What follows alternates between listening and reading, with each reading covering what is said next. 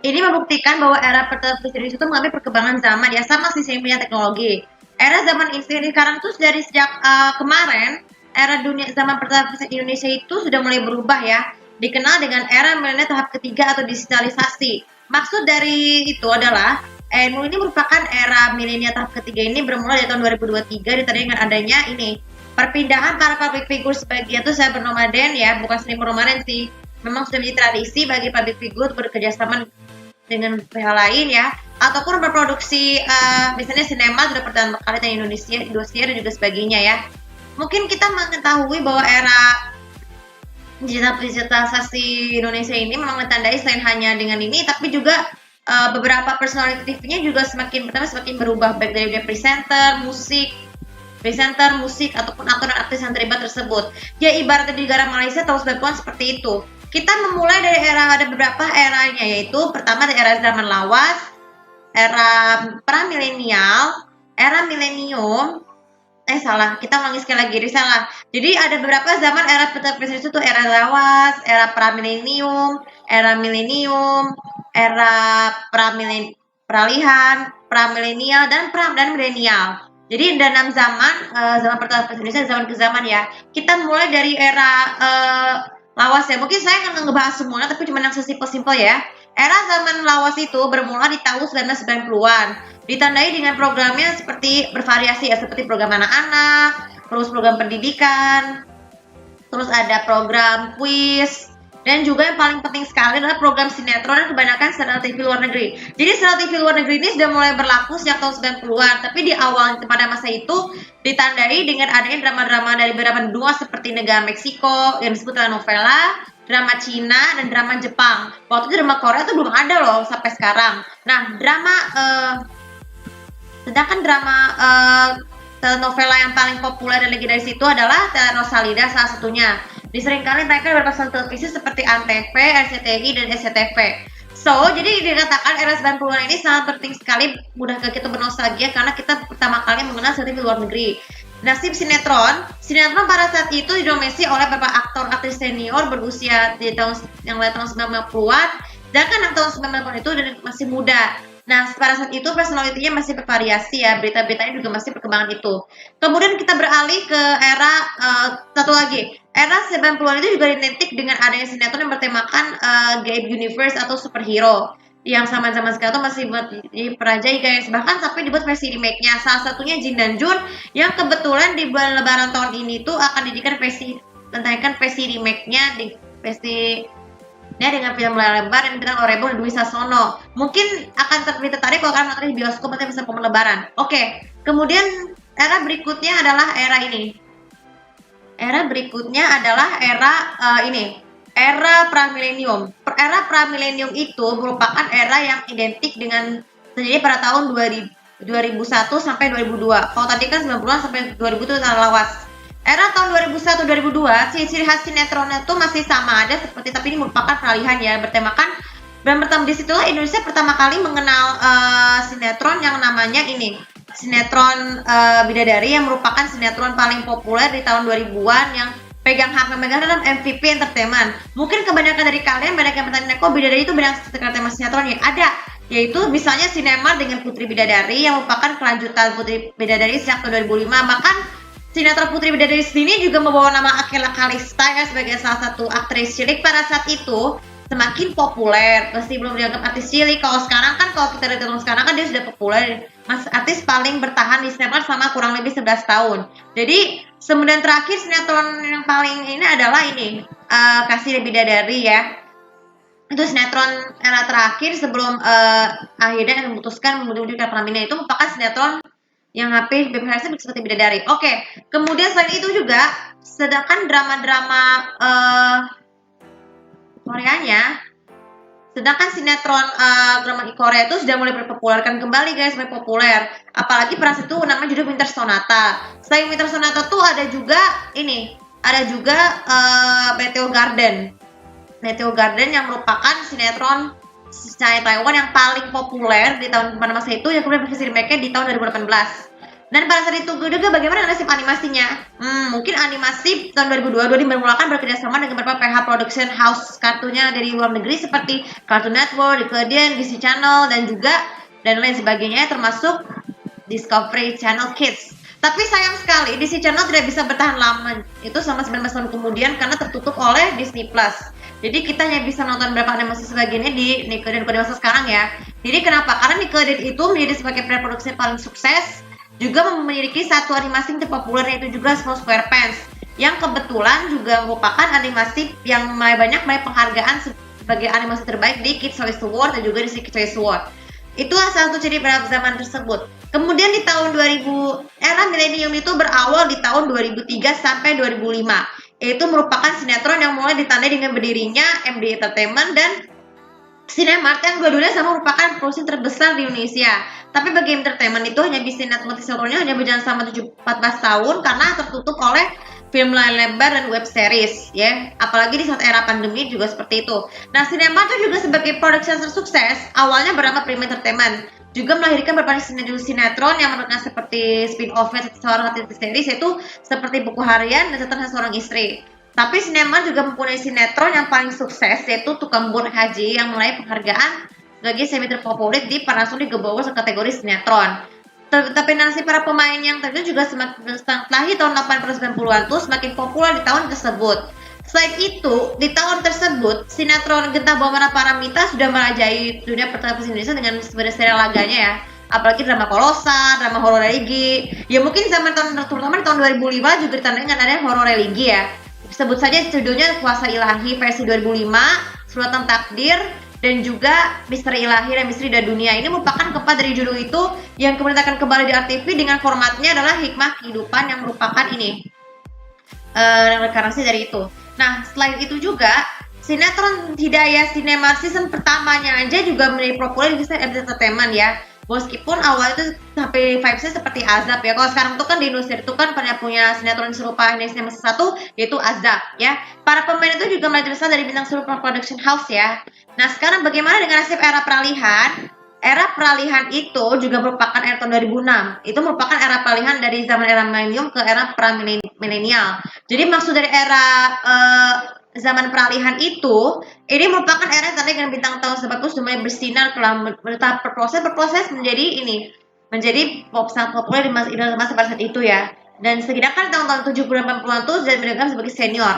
Tahun 2006 inilah juga menjadi satu puncak di mana saat itu juga memulai proses pertahapan RCTI itu di proses yang sama. Sedangkan di era milenial ada 3 tahap, yaitu era pra-milenial ada 3 tahap, yaitu era tahun pertama di tahun 2007 sampai 2009, 2008, kemudian etap kedua tahun 2009 sampai 2011, dan yang tahap ketiga itu 2012 sampai 2016. Era tahap pertama ini pada tahun pertama ya, itu tepat di tahun 2007, ini merupakan identik yang sangat sinetronnya dengan suatu sinetron ya. Sinetron bertemakan fantasi, jadi ada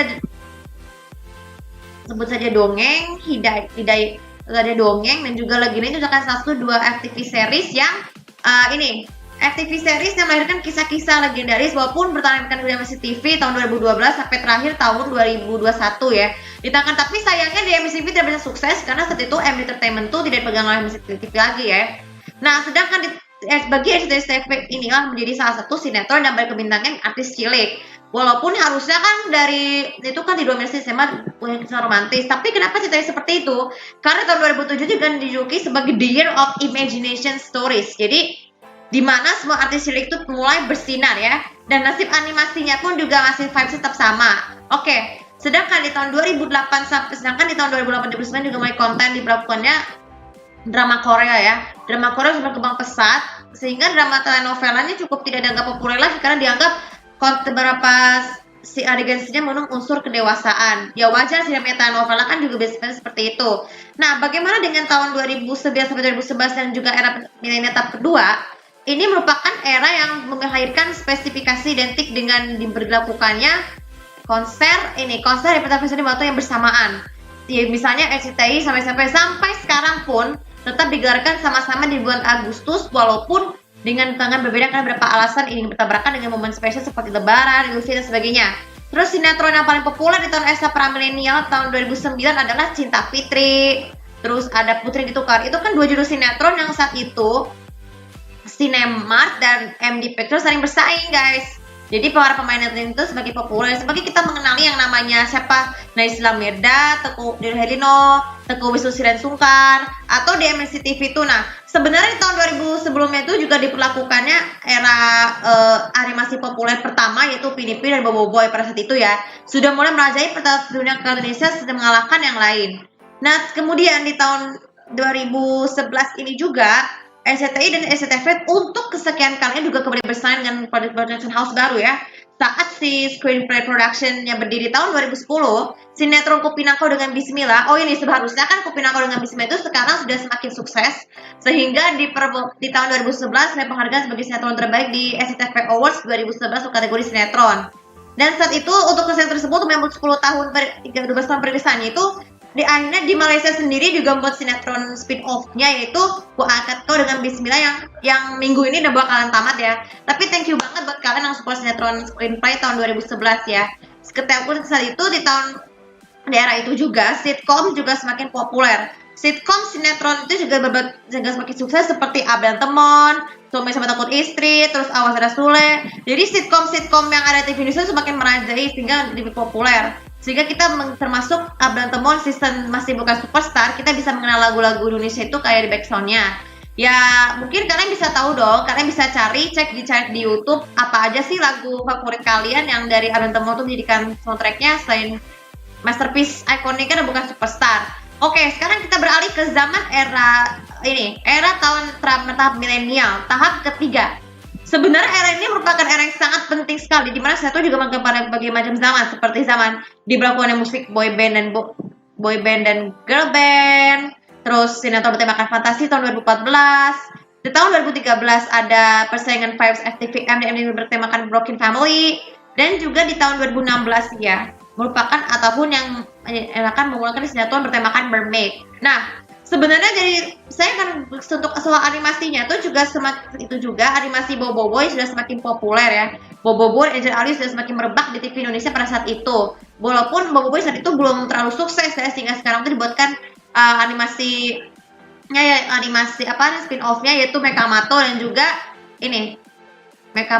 juga Mama Papa Pipi yang sebenarnya kalian bisa cek videonya di YouTube untuk bisa tahu. Oke, sekarang bagaimana dengan tahun 2013?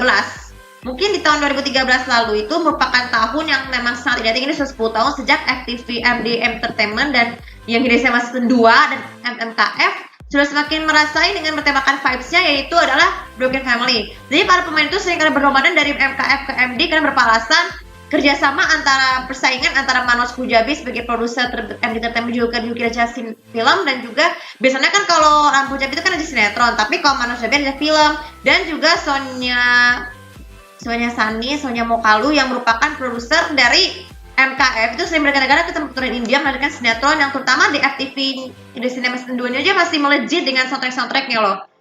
Bahkan dibuatkan nyanyi pada season pertama. Oke, sekarang bagaimana dengan nasib di tahun 2014? Tahun 2014 menjadi tahun yang sangat identik dengan sinetron bertemakan fantasi yang bersaing. Ada 3 judul yang fenomenal yaitu 7 Manusia Harimau, dan juga Ganteng-Ganteng Serigala. Ganteng-Ganteng Serigala ini bisa terbilang sinetron yang melampaui keberhasilan kedua sinetron 7 Manusia Harimau dan Manusia series itu karena sinetron ini menganggap meniru series Twilight. Karena beberapa konsep ceritanya itu udah mulai seperti film Twilight aslinya, guys. Jadi kalau kalian merasa Ganteng Serigala itu dibuatkan film itu palsu, karena pas itu yang megang haknya adalah Amanah Sugar Production ya, yang mulai berdiri sejak tahun 2013 tapi ditutup tahun 2018 karena tertutup oleh Cinemark. Ganteng Serigala sendiri itu kedua season itu endingnya berdiri tragis menurut pendapat orang di komentar tersebut, karena cerita para pemain utama harus dihilangkan karena beberapa alasan kesibukan. Nah, bagaimana dengan di tahun 2015? Di tahun 2015 sudah dimulai melakukannya drama luar negeri dengan negara baru, yaitu negara Turki. Salah satunya adalah Elif yang menjadi sinetron yang mengalahkan mampu keberhasilan karena dianggap pada saat itu zaman pra-milenium.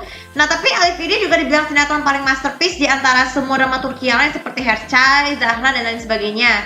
Yang katanya meraih penghargaan. Dari sini kita boleh pertama kali orang Indonesia mengenalkan budaya Turki yang merupakan Nah, sehingga negara Turki jadi destinasi paling tunggu bagi semua kaum muslimin yang habis untuk berbulan madu ya.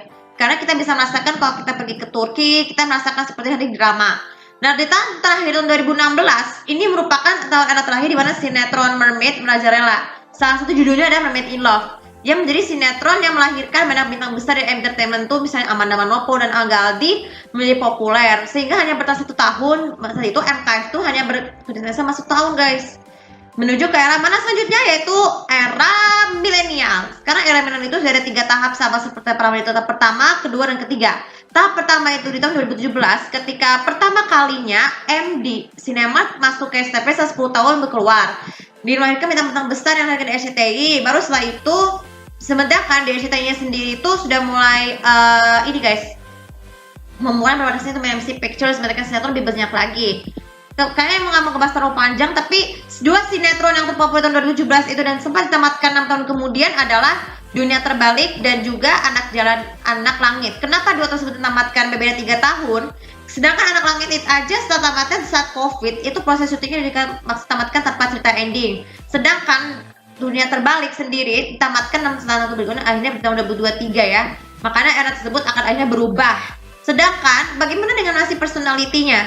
Personality RCTI dan SCTV itu kan sangat beraneka ragam ya. Mulai dari zamannya Dahsyat Inbox tuh juga mereka host seperti Raffi Ahmad dan Andika Pratama. Ini sudah bersama derajat dengan Aslia Jenawawi yang merupakan presenter tersohor di Malaysia. Sedangkan kalau kalian menyebutkan nama tersebut, karena pasti tahu bahwa sekarang tuh kan Raffi Ahmad tuh masih konsisten di RCTV, sedangkan Andika Pratama masih kembali ke Transmedia karena berpasangan kontrak sudah kelar. Nah, sekarang di tahun 2018 sinetron-sinetron populer lainnya itu yang dengan dipesaingnya adalah Cinta Suci dan Cinta Yang Hilang. Itu 2 sinetron yang melampaui keberhasilan satu sinetron Malaysia itu seperti Nur. Sedangkan sebenarnya kan 2016 itu sebelumnya kan Tujuan Cinta itu jadi populer. Tapi sekarang Cinta Suci itu semakin melahirkan banyak chemistry juga pada menikah guys, seperti Amal dan Arisba. Tapi mohon doanya ya, semoga Arisba tuh selalu tabah menghadapi perilaku suami itu terjebak ujian narkoba. Oke, tinggalkan topik itu. Sekarang kita beralih ke zaman tahun 2019. Tahun 2019 ini merupakan tahun yang dimana sinetron Indonesia dan itu sebagai majalah tetap sama aja ya, seperti itu. Karena nggak akan ngebahas semua ya. Bagaimana dengan era tahap milenial tahap kedua? Tahap milenial tahap kedua itu mulai tahun 2020 sampai 2022 menandakan para pembinaan public personality-nya. Seperti yang gue bilang ada kenapa sebagai mulai eksis di SCTV secara permanen. Apalagi bisa sekarang tuh sinema tuh juga melakukan tahap-tahap proses dari selain dunia acting, tapi juga di dunia ini juga berada di dunia presenter sampai sekarang. Sehingga banyak, tapi meskipun mereka masuk nominasi, tapi mereka memutuskan untuk menjadi acting agar menjadi kebersihan seperti SCTI juga seperti itu. Kalau MC Pictures saja juga menganalisis dialog. Namun di tahun tersebut juga melahirkan 2 sinetron remaja yang masterpiece yang sama-sama tamat di tahun 2022, beda sebulan awal adalah dari Jela SMP dan Putri Itu Pangeran. Itu 2 sinetron yang meskipun yang berbeda sama sebulan Juni beda 2 minggu, tapi tamatan terpaksa beda sebulan, melahirkan pada persaingan ketat pada saat itu pada ratingnya, sehingga Putri Itu Pangeran dan Jela SMP jangan sampai penghargaan sebagai sinetron terbaik ya, walaupun di saat itulah sinetron Ikatan Cinta sudah mulai populer. Nah, Ikatan Cinta dan Samudra Cinta menjadi salah satu sinetron paling populer di periode sinetron perselisihan elemen tahap kedua ya sampai sekarang tuh. Sinetron Ikatan Cinta dan Samudra Cinta ini juga melahirkan persaingan pasangan chemistry itu melalui penghargaan yang sama seperti di Panasonic Awards dan juga di SCTV Awards. Kenapa? Karena bisa melahirkan pasangan itu bersaing ketat seperti Heiko van der Vecken ataupun Heiko van der Vecken, Aman Naga Azov, Aren Saloka, Amanda Manopo. Itu kan sama-sama meraih penghargaan sebagai aktor artis terbaik sinetron di tahun betul-betul dari tahun 2020 sampai 2021. Pada saat itu juga di Malaysia juga ada pasangan non chemistry yang sukses di bidang sinetronnya. Sebut saja adalah